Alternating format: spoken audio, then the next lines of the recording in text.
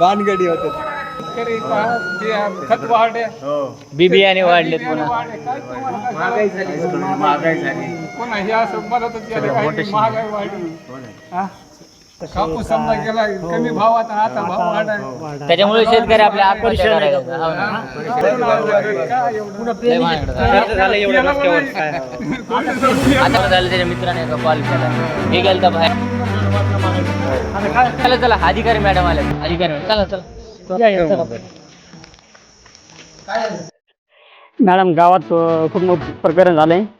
आता तुम्ही शेतकऱ्याला काय तरी बोला.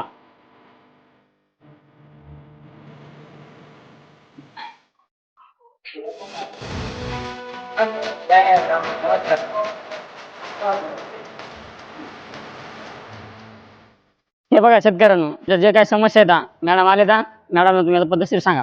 ठीक आहे. मॅडम तुम्ही बसा, मी सरपंचाला आणि सावकाराला फोन लावतो.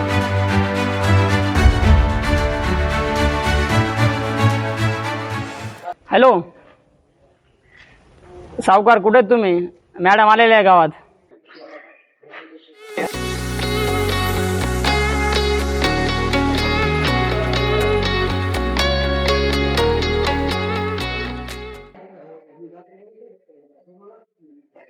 नमस्कार मॅडम.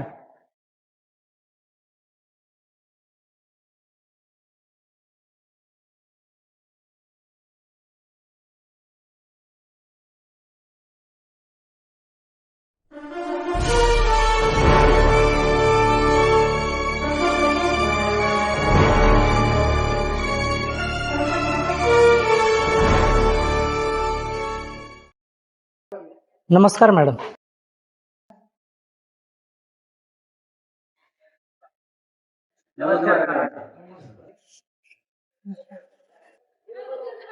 हे बघा शेतकऱ्यांनो, मॅडम आलेले आहेत. तुमच्या काय समस्या आहेत आणि काय निराकरण ते आज करून घ्या. मॅडम आलेले आहेत.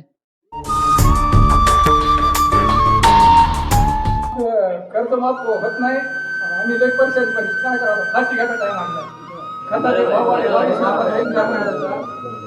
काय करायचं, वावर शेतात जेव्हा डुकर आहे, डुकर बी काही होती ना. कसं करतो मग आता आठवण डुकरच्या आपल्याला एवढी स्पीड घेत काय, आणि जगायचं कसं, लेकरं जगायचं कसं, काय करायचं कसं, वाटण कोणी जाते, जगायचं कसं, करायचं कसं, राहायचं कुठं. नसलं तर फाशी घ्यावं लागेल, पर्यंत दुसरं काय. घरी जावं तर घरचे म्हणजे काय काय काय आणलं, तेल झाला 3,000 रुपये डबा, आणि आता सोयाबीन वाढ 7,500. सरकार मस्त आहेच सांगा, झोप घेत नाही. शेतकरी मार्ग नाही, कोणी बोलायचं आता शेतकऱ्यांना सोडायला पैसे नाही, कपडे मळा गेले, काय करणार.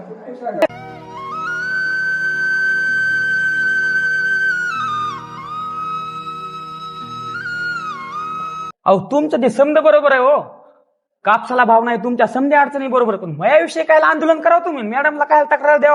सरपंच, जे करते धंदे तुम्ही आहेत, आम्ही तुमच्याकडे तक्रार करणार. तुम्ही नाही ऐकलं म्हणून आम्ही मॅडमकडे तक्रार करणार. हो, याच्यात माझा काय संबंध आहे? तुम्ही निवडून दिलं त्या सरपंचाला, त्याच्यात मी काहीच करू शकत नाही. माझी तक्रार तुम्ही मॅडम कशी का केली? अहो सावकार, तुमच्या वाढत्या व्याजामुळं तर आम्ही मॅडम कशी तक्रार केली. तुमच्यामुळं तर आमच्यावर फाशी घ्यायची वेळ आली, म्हणून तर आम्हाला मॅडम कडे तक्रार करावी लागली तुमच्या नावाची. बरं ठीक आहे, तुमचे जे काही प्रश्न आहे 100% सोडवण्याचा प्रयत्न करीन.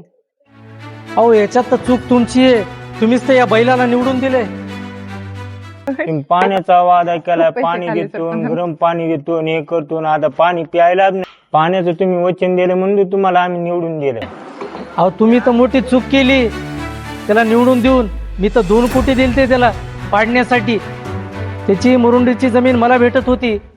सरपंच, गावाला पाणी नाहीये, पाण्याचा पिण्याचा प्रश्न पहिले निपटा.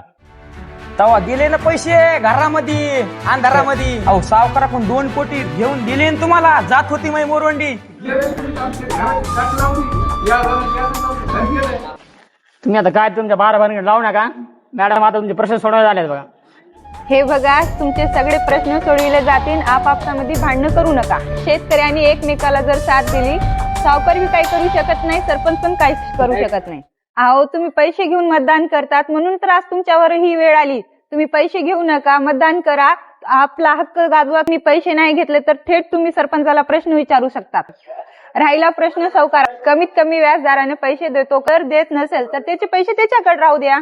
बँकेच्या भरपूर सुविधा आहे, त्याच्याकडून तुम्हाला लोन भेटू शकतो. सगळ्या संघटनानं जर सावकाराकडून पैसे घेतले नाही, सावकार पैशाचं करणार काय? मग सावकाराकडे एकच पर्याय आहे, तुम्हाला कमी व्याजदराने द्यावं लागेल. हा माझा मित्र आहे, माझ्या मित्राने फाशी घेतली. मॅडम, आज माझा मित्र माझ्याजवळ राहिला नसता. मला एक गोष्ट सांगा, तुम्ही फाशीचा प्रयत्न केला का? नाही, शेतकरी फाशी घेत नाही. माझ्या डोक्यावर एवढं कर्ज झालं होतं ना, तुम्ही फाशी घेण्याचा प्रयत्न केला. हे बघा मॅडम, वाढती महागाई, पिकाला भाव नाही. मग आम्ही करायचं तर काय करायचं? आणि मॅडम, माझ्याकडे फाशीशिवाय पर्याय नव्हता. निसर्ग पण आम्हा शेतकऱ्यांना साथ देत नाही. आणि मॅडम, आणि समाजही मग कोणाच माझी साथ देत नाही. भावाचे शिक्षण याची वेळ आली म्हणून मी फाशी घेण्याचा प्रयत्न केला.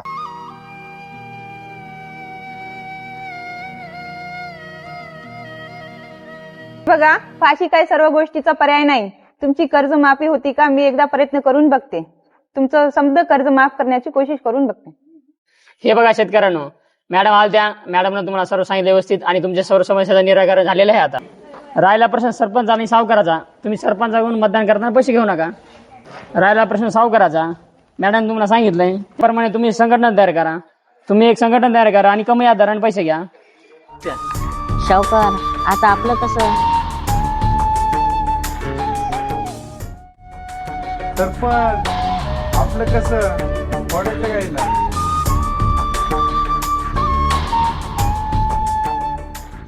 हे बघा सरपंच, आता तुम्ही इथून पुढे भ्रष्टाचार कमी करा आणि सावकार इथून पुढे तुम्ही व्याजदर कमी घ्या. तुम्ही सगळे शेतकरी एकच आहे, मिळून आणि मिसळून राहा.